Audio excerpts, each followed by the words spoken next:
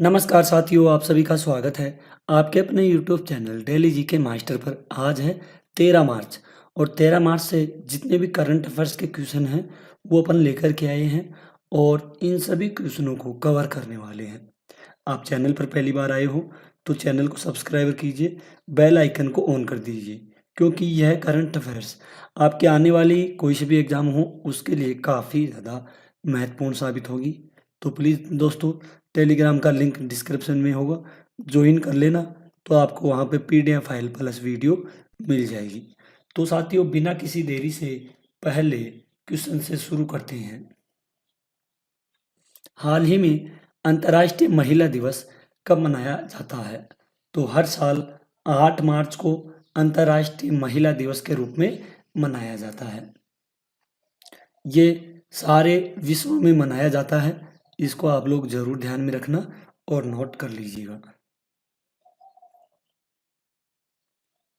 अगला क्वेश्चन है, हाल ही में अखिल भारतीय महिला अधिवक्ता सम्मेलन कहाँ आयोजित किया गया है?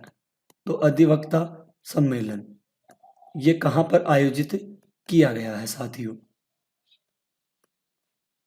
तो ये हाल ही में आयोजित किया गया है नई दिल्ली में। कहाँ पर आयोजित किया गया है? ये नई दिल्ली में आयोजित किया गया है। काफ़ी इम्पोर्टेंट क्वेश्चन है, एग्जाम की दृष्टि से ध्यान में रखिएगा। नेक्स्ट क्वेश्चन है, हाल ही में किसने 5वां एशियाई महिला कबड्डी खिताब जीता है? तो 5वां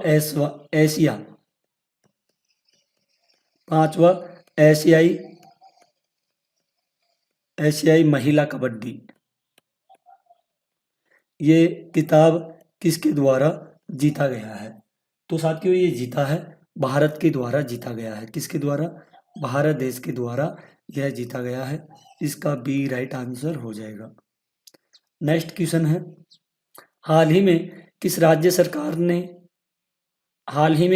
सरकार द्वारा परिवार केंद्रित नागरिक डेटाबेस की स्थापना कब प्रस्ताव रखा है? तो इसका प्रस्ताव हाल ही में कब रखा गया है? कौन से राज्य के द्वारा रखा गया है? तो ये अरुणाचल प्रदेश राज्य के द्वारा परिवार केंद्रित नागरिक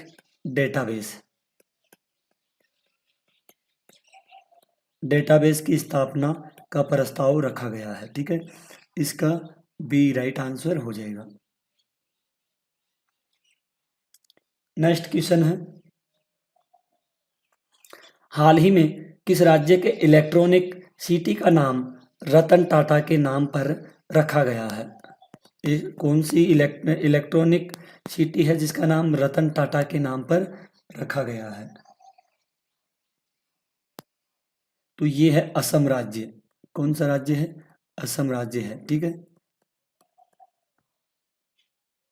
नेक्स्ट क्वेश्चन है, हाल ही में institute of economic and peace द्वारा जारी ग्लोबल टूरिज्म इंडेक्स 2025 में कौन प्रथम स्थान पर रहा है? तो साथियों, इंडेक्स 2025 में प्रथम स्थान पर ये कौन रहा है? ठीक है, तो आइए इसको देखते हैं। तो प्रथम स्थान पर इसमें रहा है साथियों, इसका नाम है बुर्किना फासो। क्या नाम है? बुर्किना फासो इसका नाम है। ठीक है, इसका ई राइट आंसर हो जाएगा। क्या हो जाएगा? ई राइट आंसर इसका हो जाएगा। नेक्स्ट क्वेश्चन है, हाल ही में भारत ने T-72 टैंक के इंजन की आपूर्ति के लिए किस देश की फर्म के साथ हस्ताक्षर किया गया है? T-72 टैंक इंजन की आपूर्ति के लिए किसके साथ में समझौता किया गया है? ये किया गया है रूस देश के साथ में किया गया है। किसके साथ में? रूस के साथ। नेक्स्ट क्वेश्चन है, हाल ही में बेंगलुरु सिटी यूनिवर्सिटी का नाम किसके नाम पर रखा जाएगा? तो ये रखा जाएगा जो पूर्व पीएम है डॉक्टर मनमोहन सिंह जी, इन्हीं के नाम पर रखा गया है। ठीक है, इसका साथियों ए राइट आंसर हो जाएगा। नेक्स्ट क्वेश्चन है, हाल ही में कौन सीट क्षमता के मामले में दुनिया की दूसरी सबसे तेजी से बढ़ती एयरलाइन बन गई है। तो बढ़ती एयरलाइन कौन सी बनी है? क्षमता वाली दुनिया की दूसरी, कौन सी? दूसरी सबसे बड़ी। तो ये बनी है इंडिगो। कौन सी बनी है? ये इंडिगो बनी है दुनिया की दूसरी सबसे तेज बढ़ती एयरलाइन। नेक्स्ट क्वेश्चन है, हाल ही में किस देश के राष्ट्रपति ने रणनीति बिटकॉइन रिजर्व बनाने के कार्यकारी आदेश आदेश पर हस्ताक्षर किया गया है? तो ये हस्ताक्षर किसके द्वारा किया गया है? ये किया है साथियों अमेरिका देश के द्वारा। किसके द्वारा? अमेरिका देश के द्वारा राष्ट्रपति ने रणनीति बिटकॉइन रिजर्व बनाने के लिए अध्यक्ष हस्ताक्षर किया गया है। नेक्स्ट क्वेश्चन है, हाल ही में किस बैंक ने प्रोजेक्ट हंक लॉन्च किया है? तो प्रोजेक्ट हंक लॉन्च किया गया है HDFC बैंक के द्वारा। ठीक है, इसका साथियों ए राइट आंसर हो जाएगा। नेक्स्ट क्वेश्चन है, हाल ही में भारत और किस देश ने व्यापार निवेश प्रौद्योगिकी संबंधों को बढ़ाने पर सहमति व्यक्त की गई है? तो ये सहमति व्यक्त की गई है आयरलैंड के द्वारा। किसके द्वारा? आयरलैंड के द्वारा सहमति व्यक्त की गई है। नेक्स्ट क्वेश्चन है, हाल ही में जारी ग्लास सीलिंग इंडेक्स, क्या नाम है? ग्लास सीलिंग इंडेक्स 2025 में कौन इसमें साथियों प्रथम स्थान रहा है? तो इसमें से प्रथम स्थान कौन रहा है? ये रहा है साथियों, कौन सा देश रहा है?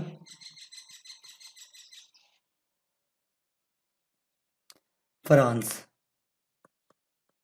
ठीक है, इसका ए राइट आंसर हो जाएगा। नेक्स्ट क्वेश्चन है, हाल ही में किस देश के वैज्ञानिकों ने पृथ्वी पर सबसे पुराने उल्का पिंड की पहचान की गई है? तो पृथ्वी पर सबसे पुराने एक उल्का पिंड है,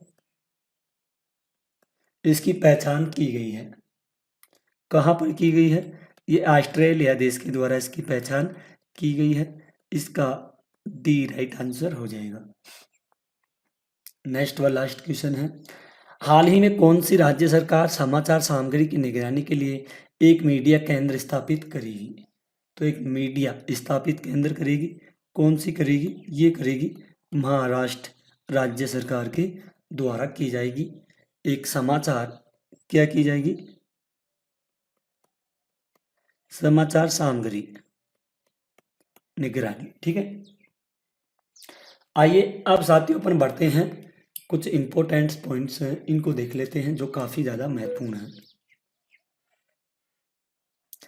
भारत और मॉरिशस ने मुद्रा निपटान, जल प्रबंधन, समुद्री सुरक्षा और वित्तीय अपराध सहयोग को कवर करने वाले 8 समझौते ज्ञापनों पर हस्ताक्षर किए हैं।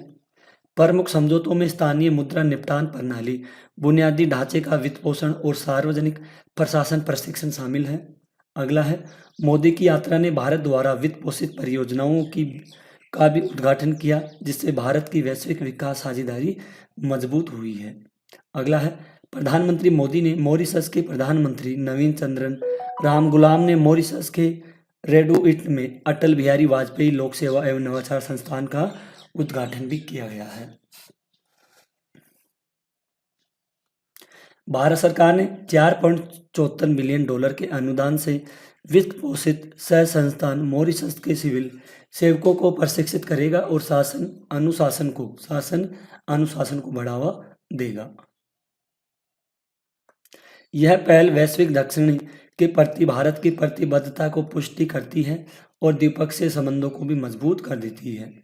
केंद्रीय मंत्री CR पाटिल ने गंगा संरक्षण पर 14वीं ETF बैठक की अध्यक्षता की, जिसमें प्रौद्योगिकी संचालित दृष्टिकोण, वास्तविक समय की निगरानी और अंतर मंत्रालयी समन्वय पर जोर दिया गया। नेक्स्ट है, नमामि गंगे के तहत 492 परियोजनाओं के लिए 40,121 करोड़ रुपए आवंटित किए गए, जिनमें से 19,478 करोड़ रुपए 307 योजनाएं पूरी हो चुकी है। ठीक है दोस्तों, ये सारे के सारे इम्पोर्टेंट हैं, एक भी पॉइंट को नहीं छोड़ना है, ठीक है। प्रमुख उपलब्धियों में 3,346 MLD सीवेज उपचार क्षमता, 4543 किलोमीटर सीवरेज नेटवर्क शामिल भी इसमें है। अगला आता है भारत के व्यक्तिगत आवास ऋण सितंबर 2024 तक 33.53 लाख करोड़ रुपए तक पहुंच गए, जो कि वार्षिक आधार पर 14% की वृद्धि दर्शाता है, जिसमें MIG मिग की हिस्सेदारी 44% है। अगला है NHB रेसिडेक्स सूचकांक ने आवास की कीमतों में वार्षिक आधार पर 6.8% की वृद्धि दिखाई, जो PMAY और UIDF और जैसे सरकारी योजनाओं से प्रेरित है, ठीक है। नेशनल हाउसिंग बैंक द्वारा जारी की गई रिपोर्ट में क्षेत्रीय ऋण असमानताओं, जलवायु जोखिमों और आवास क्षेत्र के विकास में तकनीक की भूमिका पर प्रकाश डाला गया। प्रधानमंत्री नरेंद्र मोदी को मॉरिशस के सर्वोच्च नागरिक सम्मान Grand Commander of the Order of the Star and Key of the Indian Ocean GSA के से सम्मानित किया गया है, ठीक है। तो इम्पोर्टेंट है, इसको जरूर ध्यान में रखिएगा। उन्होंने इस पुरस्कार को भारत मॉरिशस की मजबूत मित्रता और दोनों देशों के लोगों को समर्पित किया गया। मॉरिशस के 57वें राष्ट्रीय दिवस समारोह के दौरान भारत की भागीदारी में भारतीय नौसेना की मार्चिंग टुकड़ी, नौसेना के जहाज का प्रोटोकॉल शामिल था। भारत के व्यक्तिगत आवास ऋण सितंबर 2024 से 33.53 लाख करोड़ रुपए तक पहुंच गई, जो कि वार्षिक आधार पर 14% की वृद्धि दर्शाता है, जिसमें मिग की हिस्सेदारी कितनी होती है, 44% होती है। तो दोस्तों आज की क्लास यही खत्म होती है। आई होप अगर आपको अपने सर की थोड़ी सी भी मेहनत पसंद आई है तो प्लीज़ वीडियो को लाइक शेयर कर देना और चैनल को सब्सक्राइब कर देना। काफ़ी इंपॉर्टेंट करंट अफेयर्स की क्लास है जो डेली अपडेट होती है और सभी एग्जामों के लिए महत्वपूर्ण साबित होती है। तो आज के लिए इतना ही, मिलते हैं अगली क्लास में। तब तक के लिए धन्यवाद। जय हिंद, जय भारत।